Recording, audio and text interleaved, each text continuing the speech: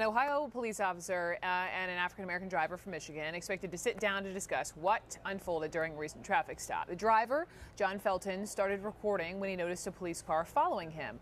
He signaled, made a turn. The officer pulled him over. First, the officer said it was because Felton didn't signal 100 feet before turning. But then this is what the officer said.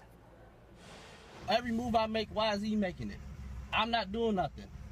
Okay. Because I have a Michigan plate. Other than that, why was you trailing me?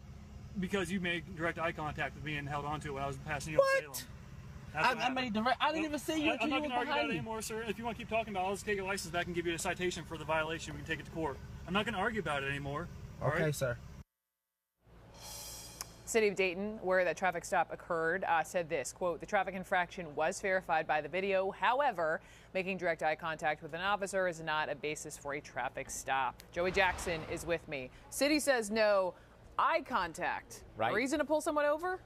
Very unreasonable to pull someone over. Not something that you should be doing. And, you know, look, officers do a lot of good things, protect us, keep us safe, and I think that's good. That's a great thing. But when there's ever a perceived abuse of authority or an actual abuse of authority, it raises many red flags and questions. And so the thought becomes, was it because it was at 11 o'clock at night? Was it because he had out-of-state license plates? Was it because he was an African-American male? And that then becomes the issue. So if there's a basis to stop someone for an infraction because they actually did something, Brooke, you're speeding, by all means, you should be stopped. If it's a traffic violation, you don't signal, you should be stopped. But then when it becomes a pretext, which is an excuse to get to the car, that becomes a problem. So then we know that this officer and this driver will be sitting together. Yes. In mediation.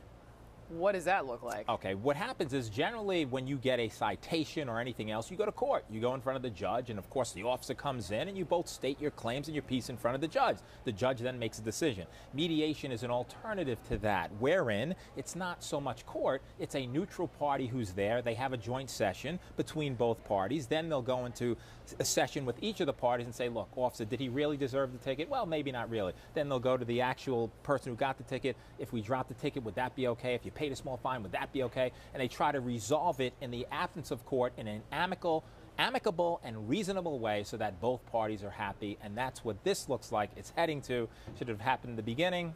That's a separate question.